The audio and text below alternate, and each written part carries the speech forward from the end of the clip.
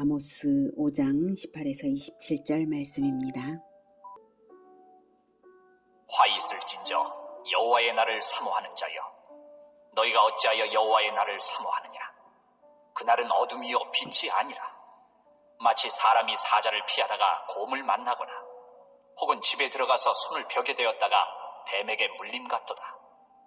여호와의 날은 빛없는 어둠이 아니며 빛남 없는 캄캄함이 아니냐? 내가 너희 절기들을 미워하여 멸시하며 너희 성회들을 기뻐하지 아니하나니 너희가 내게 번제나 소제를 드릴지라도 내가 받지 아니할 것이요 너희의 살찐 희생의 화목제도 내가 돌아보지 아니하리라. 사랑하는 형제 여러분, 1월 16일 월요일 새벽 묵상에 오신 것을 환영합니다. 17절까지는 멸망을 기정사실화하고서 멸망당한 북이스라엘을 위해 애가를 지어 불렀는데요. 아모스가 그렇게 했는데요. 멸망 중에 자기들의 구원을 위하여 변질된 종교인 베델, 길갈, 브엘세바로 나아가는 자는 구원을 얻지 못하나 멸망 중에라도 구원을 얻는 마지막 방법은 여호와께 돌아가 재창조받는 것임을 말했습니다. 그러니 공법을 굽게 하던 죄악을 미워하고 선을 사랑하며 정의를 세우도록 하나님께서 심판하시는 것임을 말했습니다. 이어서 18절부터는 여호와의 날을 오해하는 불의한 이스라엘이 심판당할 것을 말하고 있습니다. 여호와의 날에 대해 이스라엘은 생각하기를 이방 국가들은 필연적으로 그날에 멸망하고 이스라엘은 선민임으로 구원받는다고 생각하는 그릇된 관점으로 여호와의 날을 기다렸습니다. 그러나 패역한 이스라엘은 이미 이스라엘이 아니기 때문에 여호와의 날에 멸망을 당하는 것입니다. 이스라엘이라는 그 말은 하나님의 다스림을 받는 자라는 뜻이거든요. 하나님께서 나를 이기소서 이 뜻입니다. 내가 하나님을 이기겠다는 야곱이 아니라. 그래서 이스라엘이라고 새로운 이름을 주신 건데 그 새로운 이름대로 살지 못하는 것이죠. 그러면서도 여호와의 날을 감히 기다린다고. 그러나 그것은 너희들에게 구원의 날이 아니야 이렇게 말하고 있습니다. 여호와의 날의 본뜻은 절대 공의이신 하나님께서 죄와 불의를 제거하시기 위해 인간 역사에 극적으로 개입하셔서 심판하시는 날을 말합니다. 따라서 이 날은 악인에게는 멸망이요 의인에게는 구원의 날인데요. 그런데 북이스라엘이 공의를 내던져 버리고서는 그저 선민이기 때문에 무조건 구원받는다고 생각하는 배타적인 선민의식으로 착각을 하고 있으니까 회개도 할 줄 몰랐던 것이죠. 18절 화 있을진저 여호와의 날을 사모하는 자여, 너희가 어찌하여 여호와의 날을 사모하느냐? 그날은 어둠이요 빛이 아니라. 여기서 어둠과 빛은 진리와 비진리를 의미하기보다는 멸망과 구원을 의미하는 말입니다. 이미 여호와의 날에 대한 개념 자체가 틀림으로써 어둠 가운데 있는 거죠. 진리를 모르고 있는 거죠. 그러니까 여호와의 날을 사모해봐야 멸망의 어둠으로 임하는 여호와의 날을 당하게 되는 것이죠. 19절 마치 사람이 사자를 피하다가 곰을 만나거나 혹은 집에 들어가서 손을 벽에 대었다가 뱀에게 물림 같도다. 여호와의 날은 빛없는 어둠이 아니며 빛남 없는 캄캄함이 아니냐. 네. 자기들은 나름 심판을 회피하기 위해 종교 행위를 하는 것인데 그 종교가 온전한 개념조차 주지를 않아서 온전한 회개를 하지 않으니까 그냥 무심코 하는 행동도 그 뱀에게 물리는 행동이나 마찬가지고 그런 거죠.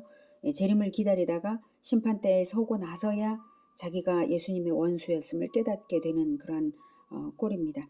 심판을 피하느라고 했던 종교 행위였는데 오히려 이제 최후 심판대에 서서 심판당하게 되는 꼴이죠. 그러니 그 인생이 얼마나 캄캄한 어둠 가운데 진리가 없는 어둠 가운데 살았던 것인가요? 그걸 말하고 있어요. 21절 내가 너희 절기들을 미워하여 멸시하며 너희 성회들을 기뻐하지 아니하나니 너희가 내게 번제나 소제를 드릴지라도 내가 받지 아니할 것이요 너희의 살진 희생의 화목제도 내가 돌아보지 아니하리라. 자기들은 여호와를 위한답시고 드리는 절기와 성회와 번제와 소제와 화목제입니다. 그러나 그것을 여호와께서 받지 않겠다라고 하십니다. 변질된 종교이기 때문이고요. 온전한 회개가 아니기 때문이죠. 외형적인 격식만으로는 아무 소용이 없는 것입니다. 23절 내 노랫소리를 들으시죠. 내 노랫소리를 내 앞에서 그칠지어다. 내 비파소리도 내가 듣지 아니하리라. 오직 정의를 물같이 공의를 마르지 않는 강같이 흐르게 할지어다. 네, 오직 정의를 물같이 공의를 마르지 않는 강같이 흐르게 하는 것이 아니라면 여호와를 위한다는 노랫소리와 비파소리도 위선이고 가증함으로 내가 안 듣겠다라고 하시는 것입니다. 마르지 않는 강같이 흐르게 하라 하시는데요. 그것은 멈추지 않고 공의가 자동으로 시행되는 사회가 되게 하라는 것입니다. 한두 번의 행사로 그쳐서 그저 눈속임이나 하는 정도로는 하나님을 속일 수 없는 것입니다. 그러니 마르지 않는 강같이 멈추지 않고 시행되게 자동화된 정의 시스템이 되게 하라. 이런 말씀이십니다. 이때 물같이 강같이 이렇게 액체에 비유한 것에서 저는 생명수를 흘려주시기 위해 십자가에서 보혈을 흘리신 우리 주 예수님의 완전한 헌신이 생각납니다. 하나님의 공의를 만족시킬 수 있는 것은 오직 우리 주 예수님의 십자가밖에 없습니다.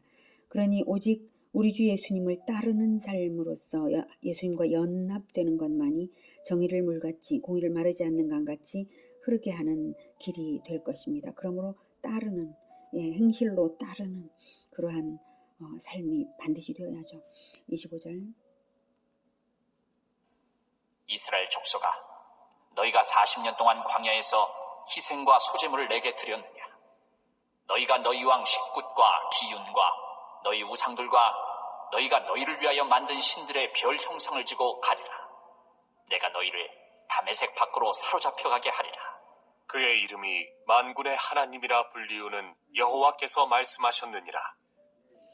40년 동안 광야에서 희생과 소제물을 내게 드렸느냐? 이 말은 출애굽 광야 시대 40년 동안 겉모양으로는 여호와를 위한다고 했지만 그 희생과 소제물이 여호와를 위한 것이 될 수 없었다는 평가인데요.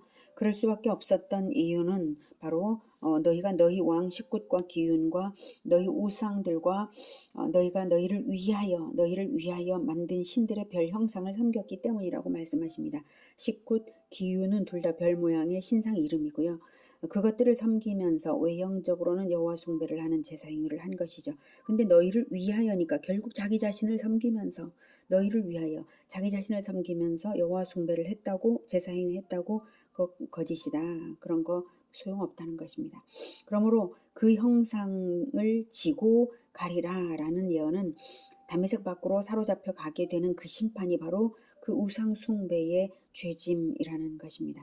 이 예언은 주전 722년 아수르의 이스라엘 정복으로서 성취되었습니다. 아모스는 잘못된 개념과 변질된 종교 행위로는 온전한 회개가 없으므로 정의 시스템이 무한히 작동되게 하지 못하므로 결코 그것은 구원을 받지 못함을 가르쳤습니다. 현대의 기독교는 어떻습니까? 현대의 기독교가 최후의 심판을 말하면서 심판에서 면제받는 구원의 길이라고 제시하는 그 길이 예수님의 십자가의 모범을 중단 없이 따르는 길이 아니라면 그저 종교 행위일 뿐 인격의 변화로서 공의를 강처럼 흐르게 하는 삶의 변화를 이끌어내지 못하고 있다면 심판당할 날을 기다리는 꼴로 우두커니 서 있는 것이 아니겠습니까? 오직 삶의 변화로서 분명한 시스템으로 나타나서 공의를 마르지 않는 강같이 흐르게 하는 것만이 진정한 구원입니다. 우리가 그러한 공의의 사람들, 십자가의 사람들이 되기를 기원합니다. 기도하겠습니다. 하나님, 정의를 물같이 공의를 마르지 않는 강같이 흐르는 그렇게 자동화되어서 흐르는 시스템이 마련될 수 있도록 우리를 근본적으로 변화시켜 주시옵소서. 성령께서 우리를 충만하게 하셔서 오직 우리 주 예수 그리스도의 그 보혈로 채워진 사람들, 그런 사람들이 되게, 그래서 우리 주 예수님을 따르는 삶의 변화가 늘 주를 잇게 도와 주시옵소서. 우리가 삶으로써 하나님을 예비하여 드리겠습니다. 주님, 우리를 도와 주시옵소서. 예수 그리스도 이름으로 기도드립니다. 아멘. 이어지는 시간은 개인 기도 시간입니다.